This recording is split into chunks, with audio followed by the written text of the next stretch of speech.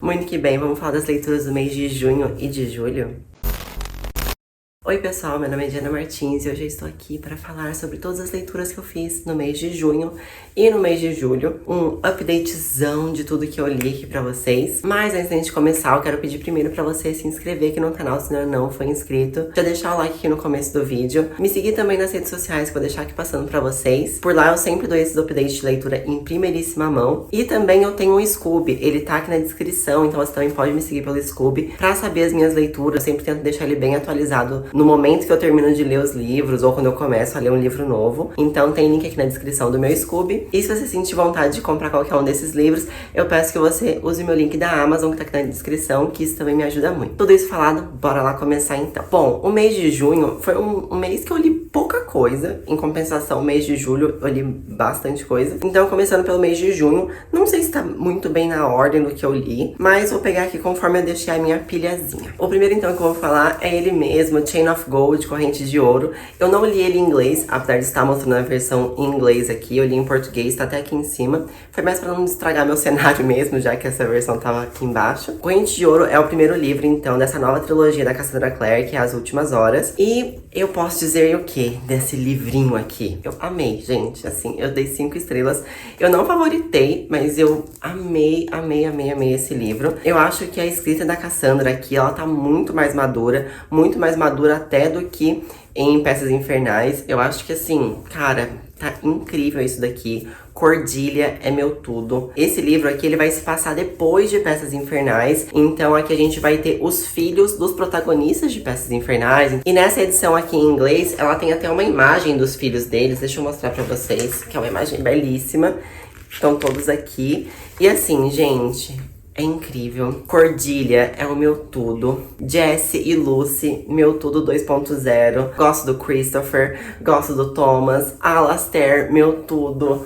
Ai, gente, eu não sei nem o que dizer, só sentir. O James, que é o filho do Will, assim, eu acho que nesse livro ele tá ok. Eu não quero dar muitos spoilers, porque eu estou lendo Corrente de Ferro agora, né, que é o Chain of Iron. E eu gosto mais do James em Chain of Iron do que em Chain of Gold. Mas como aqui a gente tá falando de Chain of Gold, nesse livro aqui eu acho o James bem meh. Eu gosto mais do Matt do que do James, justamente por ele ser podre, mas ele é podre de verdade, entendeu? O Matthew, ele é muito uma versão do que o Will fingia ser em Peças Infernais. Pra quem já leu, sabe como o Will fingia ser, mas o Matthew, ele realmente é. Então eu gosto disso, que não é que tipo, ele é o grande mocinho, ele é lindo, maravilhoso, ele só tá fingindo que ele é podre. Não, o Matthew realmente tá podre, a gente sabe que de alguma forma ele fez alguma coisa, que ainda não descobri, nem em Corrente de Ferro, que deixa ele numa situação onde ele se maltrata demais, ele se coloca em posições que não fazem bem pra ele. E isso a gente já vê muito claro aqui em Corrente de Ouro. E assim, gente, eu acho que é um livro que merece ser lido, mas obviamente merece ser lido depois de Peças Infernais. Não faz sentido você começar por esse livro aqui. Então, comece por Peças Infernais e depois vá para As Últimas Horas, tá? O próximo livro, então, é um livro que eu já até falei aqui no canal, porque tem resenha aqui, vou deixar linkado aqui nos cards pra vocês, mas que é Malibu Renasce, da Taylor Jenkins Reid. Esse foi um livro que eu recebi da editora Paralela. Muito obrigada, Paralela, novamente. Foi meu primeiro recebido, assim, eu fiquei muito emocionada com esse momento. Principalmente porque todo mundo sabe que eu sou uma grande cadelinha de Taylor Jenkins Reid, e eu tava muito ansiosa pra ler Malibu Renasce, e esse livro é incrível. Ele vai contar a vida dos 4 filhos do Mickey Riva. Pra quem não se lembra do Mickey Riva, ele é um dos maridos da Evelyn Hugo. Então sim, esse livro se passa no mesmo universo ali do que acontece com Evelyn Hugo. E esse livro tanto vai abordar o começo da carreira do Mickey Riva, como também os anos 80, que é quando os filhos dele já estão maiores de idade e algumas coisas vão acontecer e vão ser reveladas. Esse livro é incrível. Vai lá e assiste a resenha que eu falo bem no detalhe do porquê você tem que ler esse livro, de tudo que esse livro aborda. Ele é bem grandioso em vários pontos, principalmente de paternidade. Ele é incrível. Então vai lá, assiste essa resenha. Também um livro 5 estrelas e favoritado. Taylor Jenkins Reid não me decepciona. Essa mulher é meu tudinho. E em contraponto com 5 estrelas, nós temos aqui 1984, do George Orwell, que eu dei 3 estrelas e meia. O que falar sobre 1984, né? Pra mim foi um livro que não funcionou, apesar de eu achar que ele é grandioso e que ele aborda temas muito importantes. Eu acho que teve várias reflexões aqui que se adaptam muito bem à nossa realidade e que merecem muito ser lidas. Não estou desvalorizando George Orwell, não entendo dessa forma. Eu só acho que a narrativa, pra mim, ela foi longa demais. Demorou-se demais em vários pontos. Eu sentia que o personagem principal, ele não ia pra lugar nenhum. Ele ficava no mesmo ponto, sabe? E aí eu tava bem desinteressada nessa leitura. Essa edição que eu tenho aqui é uma edição da Companhia das Letras. Eu gostei muito dessa edição, ela é uma edição super caprichada, super bonita.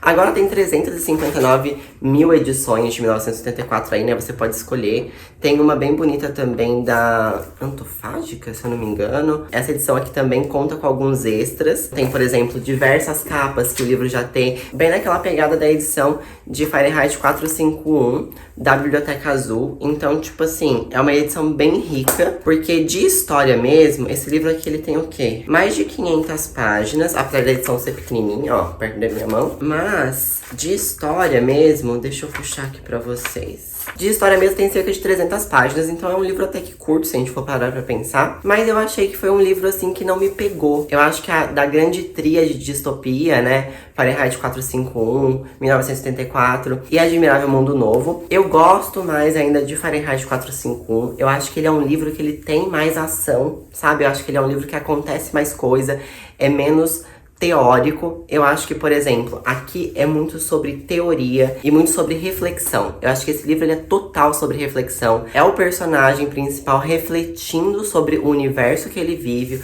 o que está acontecendo com ele, o que ele deve fazer, será que ele faz alguma coisa se ele não faz. Tem bastante pouca ação dentro desse livro. Quando a ação começa a acontecer, o personagem ele já é pego, né, dentro ali desse universo distópico, e daí ele passa por uma lavagem cerebral pra ele voltar pro ponto inicial, né? Então é um livro de reflexão. Se você gosta desse tipo de narrativa, acho que você vai gostar muito desse livro, mas pra mim não funcionou. Não sei se também poderia ser o meu momento que eu li esse livro. Eu achei lento demais, reflexivo demais, eu não tava tão afim assim. Acho que Fahrenheit 451, ele é muito mais sobre ação, é o personagem descobrindo, indo atrás e não sei o que. E Admirável Mundo Novo, eu acho que ele é um livro muito mais sobre a técnica. É um livro que conta muito mais sobre como aquele mundo funciona, principalmente o começo do livro, né? Você vai entender muito a técnica daquele mundo, como que as pessoas são feitas, como que a droga funciona, como que é isso, como que é assado. Que também pra mim se torna muito lento, porque eu queria que mais coisa acontecesse, nada acontecia feijoada. E ficava muito nessa coisa mais do tático mesmo, né? Então acho que aqui é teoria, lá é tático e Fahrenheit 451 é ação, entendeu? Então assim, em resumo, eu acho que é um bom livro, mas entre a trilogia da distopia, eu prefiro mais Fahrenheit 451, mas recomendo, como sempre digo, que você leia e tire sua própria conclusão, porque pode ser um livro incrível pra você. Eu sei que muita gente favorita esse livro, mas infelizmente não funcionou tanto assim pra mim. E aí o último livro que eu li em junho, que eu não li físico, eu li ele em e-book, que foi Maybe in Another Life, da Taylor Jenkins Reid também. Vou deixar uma fotinho aqui. Eu li ele em inglês mesmo. Eu acho que tem esse livro no Brasil, se eu não me engano, que é Em Outra Vida, talvez. Eu até quero comprar o livro físico em português, mas eu acabei lendo no Kindle porque eu sempre fiquei enrolando pra comprar esse livro. E eu queria treinar um pouquinho mais meu inglês, né? Então eu falei, vou começar a ler esse livro aqui bem de boinhas. E assim, gente, Taylor Jenkins Reid, cara, pelo amor de Deus, pelo amor de Deus. Assim, eu dei uma leve choradinha com esse livro,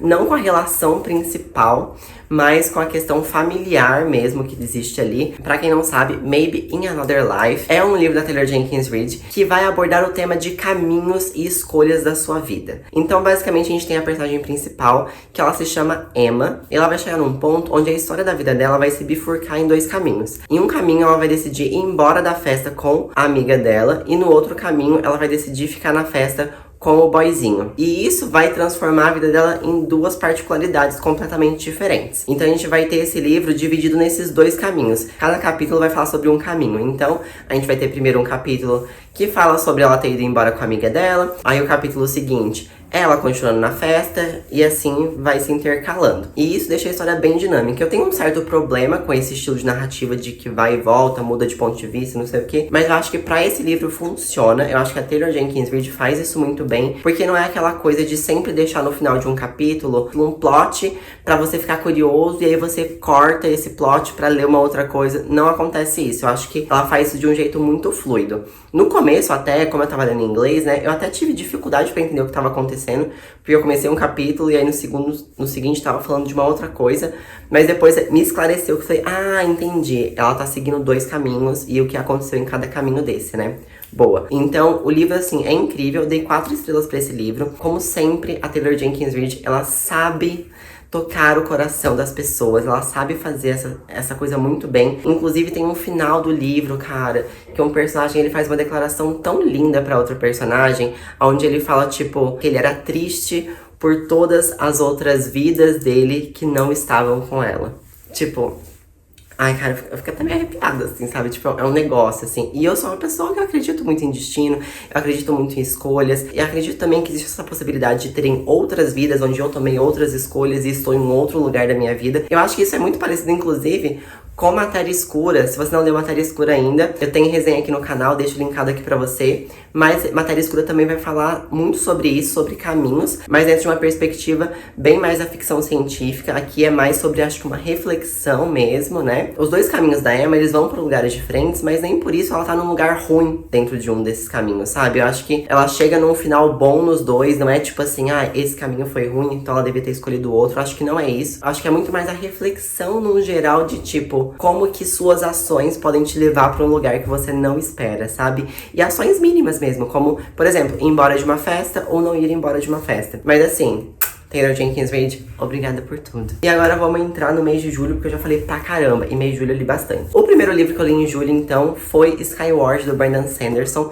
Já falei bastante desse livro aqui, porque eu já falei desse livro num vlog, já falei também, acho que em outras coisinhas sobre esse livro. Não sei qual que vai sair primeiro, mas já tá meio que falado. Dei 5 estrelas pra Skyward. Tô me coçando pra comprar Starsight. Eu acho que eu vou comprar logo mais Starsight, principalmente porque o terceiro livro dessa trilogia, que é Cytonic, também sai esse ano. Então, assim, eu quero ler porque eu amei muito Skyward. E não tem uma previsão de sair Starsight aqui, pelo menos não que eu tenha visto. Editora Planeta, por favor, vamos fazer, né? Vamos fazer a coisa do querer. Porque a gente precisa dessa continuação aqui no Brasil também, porque é incrível esse livro. Esse é um livro que vai contar a história de um universo ali, onde os seres humanos, eles estão dentro de um planeta. E esse planeta, ele é constantemente atacado por naves alienígenas. E a gente vai ter uma personagem principal aqui, que é a Spensa. Ela é filha de um piloto que luta contra essas naves alienígenas. Só que em um certo momento ali, esse piloto, ele acaba traindo todo mundo. E daí ele morre, né, enfim. E aí Spensa, ela vira uma grande pária ali dentro da sociedade, né. Ninguém gosta dela, ela é sempre tratada como a filha do covarde,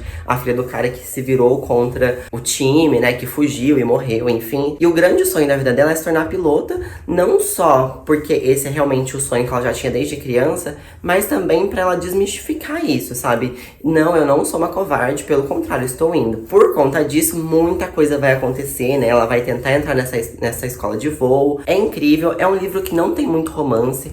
Tem, tipo assim, leves migalhas, então se você espera romance em diversos livros, não é esse livro pra você, tá? Esse livro vai conter um pouquinho de romance, mas pro final, acredito que no segundo livro deve ter um pouco mais de romance, porque a gente começa a entender um pouco da construção de um interesse romântico dela aqui. Mas, de qualquer forma, esse é um livro que vai contar muito mais sobre as naves, vai contar sobre esse universo, vai contar sobre essa luta também da Spensa de sair desse ponto A pra tentar chegar nesse ponto B. Então, assim, é um livro muito de construção de personagem, é incrível. A Spensa é uma protagonista que eu gostei muito de ler. Eu acho que ela não é aquela protagonista burra, sabe? Que tá o tempo inteiro fazendo bosta, e aí tudo meio que no final dá certo. Não, eu acho que ela é uma pessoa inteligente. Ela sabe que algumas coisas que ela tá fazendo é errado, mas que ela precisa fazer para. Esse livro, inclusive, nas divisões de partes, né? Ele sempre tem aqui contando sobre as características das naves, então, porque tem muito isso, né? Tipo, ah, como é que é tal nave? E eu acho que isso auxilia muito pra você conseguir imaginar mais, já que é esse mundo muito mais da ficção científica, né? Esse mundo mais avançado. Acho isso muito legal. E Skyward, 5 estrelas.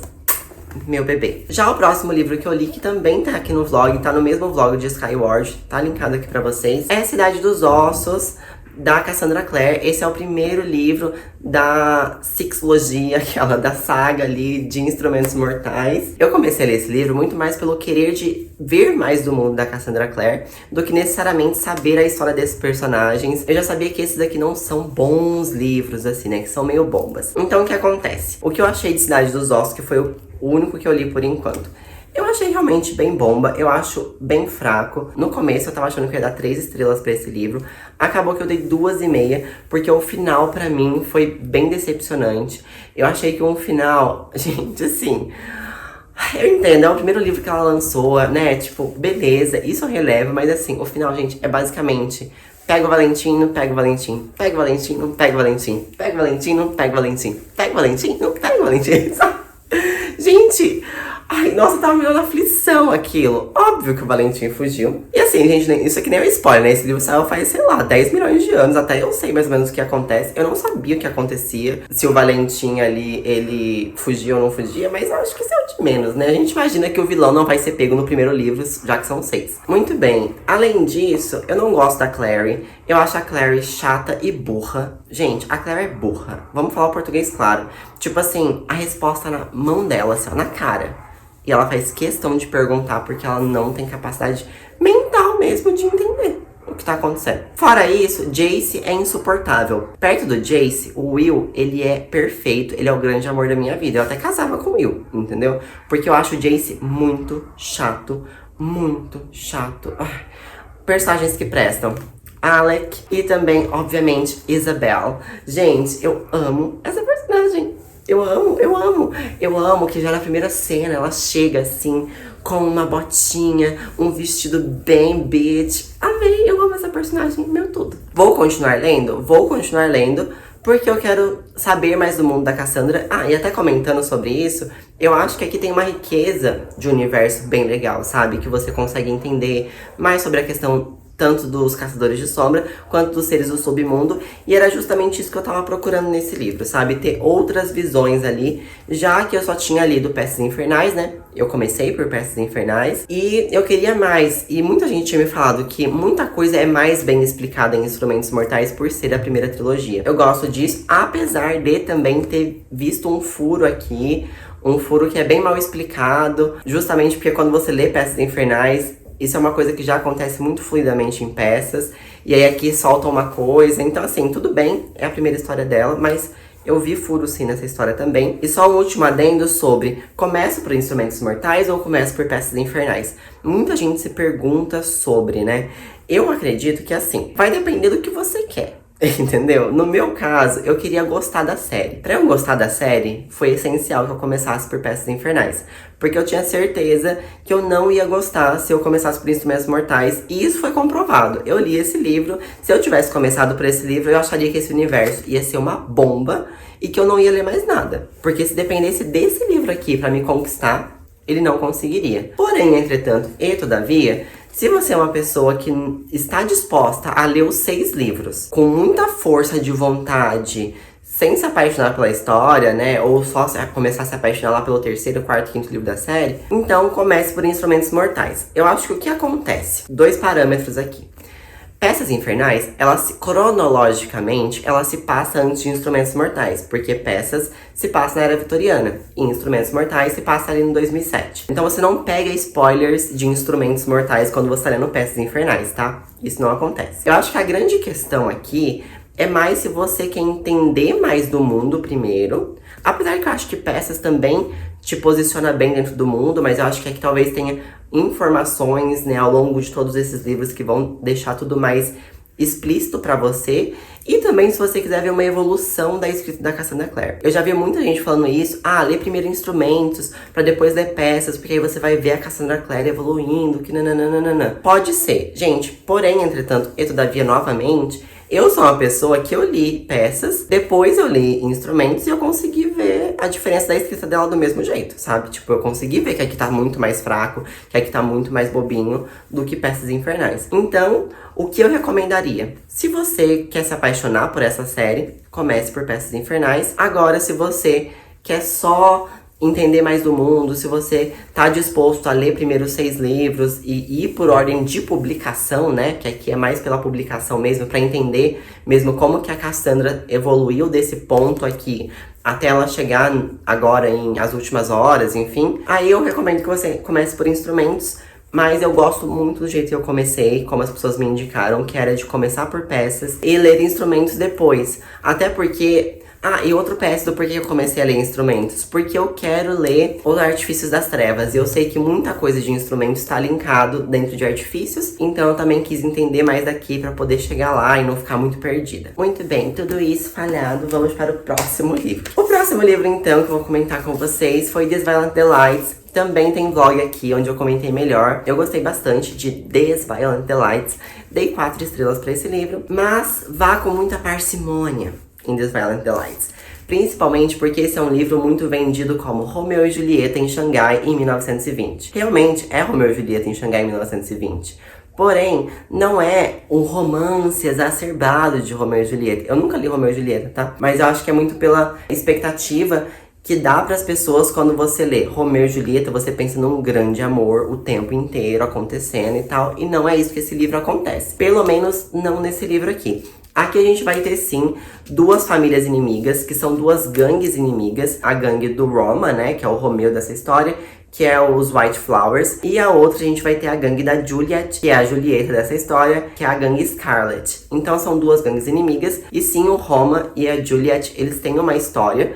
Mas como esse livro aqui, ele tem um pano de fundo diferente, já explicando pra vocês que pano de fundo é esse, aqui nessa história a gente vai ter um monstro que surge no começo da história. Esse monstro, ele meio que entra na cabeça das pessoas, de uma certa forma, que é bem explicado aqui no livro. E as pessoas, elas ficam loucas, né? Inclusive aqui eles chamam de madness, né? Então dessa loucura, porque as pessoas, elas enfiam a mão na própria garganta e se dilaceram. Isso começa a afetar as duas gangues. Então a gente tem esse pano de fundo e os dois, eles vão se unir aqui justamente para entender o que tá acontecendo e tentar solucionar esse caso. E aí só mais pro finalzinho do livro que a gente vai ter então esses personagens começando a se envolver mais e esclarecendo alguns pontos da história que os dois já tiveram no passado que estavam meio que pendentes, vamos colocar assim, né? Além disso, esse é um livro que tem protagonismo LGBTQIA+, então aqui a gente vai ter uma personagem trans e também vai ter um personagem que a gente ainda não entendeu se ele é gay ou se ele é bissexual, isso ainda tá meio que implícito, mas eu acredito que ele é um personagem sim gay. E isso é bem legal aqui, principalmente sobre a personagem trans, porque o personagem gay a gente não teve ainda tanta informação, mas a personagem trans a gente tem um pouquinho da história dela aqui. Eu acho que a Chloe Gong fez muito bem a explicação sobre a história dela, porque a gente tem que se basear que né, 1920, Xangai, né, enfim, China, entendeu? Então assim, eu acho que ela faz isso muito bem, porque não é só jogado ali como se isso fosse uma coisa que pra época era muito normal e fácil de acontecer dentro disso, sabe? Eu acho que é muito bem explicado. E comentando sobre China, é muito interessante também como a Chloe Gong coloca aqui que é uma China muito pré-comunismo. Então existem os comunistas ali, eles estão tentando dominar a China, né? E é muito legal, porque realmente a China em 1920 não era comunista. Então também tem esse peso histórico aqui. E eu achei muito legal como a Chloe Gong fez. 4 estrelas, eu acho que assim, além da questão da falta de romance, que eu acho que é o que pode decepcionar as pessoas nesse livro, acho que também tem a questão de que em alguns capítulos, né, acho que no vlog eu falo um pouco melhor, tipo, eu já não me lembro tanto de que ponto a que ponto, mas, por exemplo, sei lá, do capítulo 20 até o 29, vamos colocar assim, eu acho que a história ficou um pouco maçante e não sai do lugar, sabe? E aí eu tava bem assim, começando a ficar entediada sobre a história, mas a partir do capítulo 29, a história ela toma a forma de novo, ela te envolve muito, e assim, o final é tiro, porrada e bomba, e é bem bom. Tô bem ansiosa pra ler o segundo livro, que é uma duologia, tá? Pra quem não sabe, então vem aí. Tá acabando, gente. Vou comentar sobre esses dois aqui em conjunto, que sim, eu terminei a trilogia do Povo do Ar, então eu li O Rei Perverso e A Rainha do Nada. Comentei também nesse vlog, então vai lá assistir. Eu acho que eu dei pra Rei Perverso 3 estrelas e Rainha do Nada 3 estrelas e meia. Gente, minha cabeça está muito ruim pra informações de estrelas. Mas eu acho que foi isso. Comentando rapidamente sobre esses dois livros, porque esse vídeo já tá bem longo. Rei Perverso, eu acho que ele é um livro, evolui muito de Príncipe Cruel, né? Então acho que é uma grande evolução de Príncipe Cruel, que é um livro que eu não gostei. Rei Perverso, eu acho que ele toma uma forma maior, Porém, aqui, a minha grande decepção com esse livro é que eu acho que a história poderia ser maior e mais parruda. Isso eu já comentava um pouco desde Príncipe Cruel, né? Quando eu falava que a Holly Black tinha uma premissa muito grande na mão dela e que ela não soube aproveitar tanto assim. E aqui em Rei Perverso, eu sinto isso, só que de uma outra forma. Eu sinto que aqui a história tá boa, a narrativa tá boa, é um livro que tem bastante coisa acontecendo, assim, o começo é um pouquinho parado, mas depois bastante coisa acontece, principalmente quando a Jude, ela vai pro Reino Submarino. Eu acho que aqui a história fica bem interessante, mas eu acho que para aí. Eu acho que eu sinto falta aqui de maior construção do universo, entendeu? Eu sinto falta de entender mais sobre o universo submarino, sobre esse reino da Terra também, sabe? Eu queria entender mais sobre as peculiaridades desse mundo, porque às vezes eu sinto que é muito jogado, assim, tipo, aqui tem o rei do fulano de tal, aqui tem o rei do não sei o que, o rei do não tá... Mas sabe, fica meio tipo, ele é o rei de tal lugar, mas não tem uma grande explicação. Então, assim, eu não sei se daquele livro lá, que é o quarto livro ali, que é tipo, o rei de Elfame não gosta de contos, sei lá, de histórias, não sei, não sei o nome agora. Não sei o que esse livro vai falar, mas eu não sei se ele vai aprofundar um pouco no universo. Ouvi dizer também que esse universo aqui é o mesmo universo de uma outra trilogia, ou enfim, de série de livros da Holly Black, e parece que talvez ela explique melhor esse universo por lá. Mas eu acho que mesmo assim é ruim, porque o que acontece? Se eu não tô interessada em ler essa outra coisa, essa outra história que é dentro desse universo, mas que não tem necessariamente a ver com essa história, entende? Eu fico sem saber muito. Então, pra Rei Perverso é isso. Fora o final também, que me irritou muito, porque, tipo, sei lá, quando eu tô começando a achar o Cardan ok, ele caga na minha cabeça. E Rainha do Nada é uma grande decepção, porque esse é um livro que acaba muito rápido.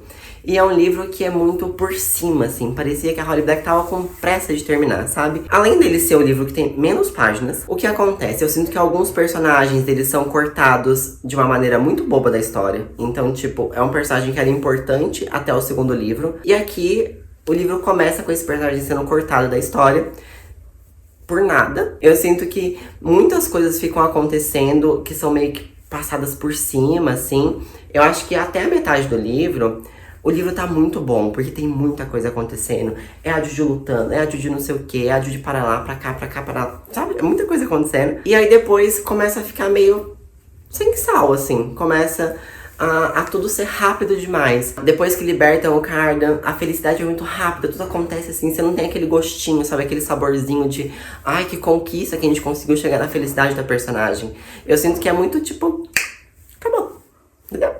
Então, essa foi minha grande decepção. Ainda assim, eu acho que essa é uma trilogia, a trilogia do Povo do Ar.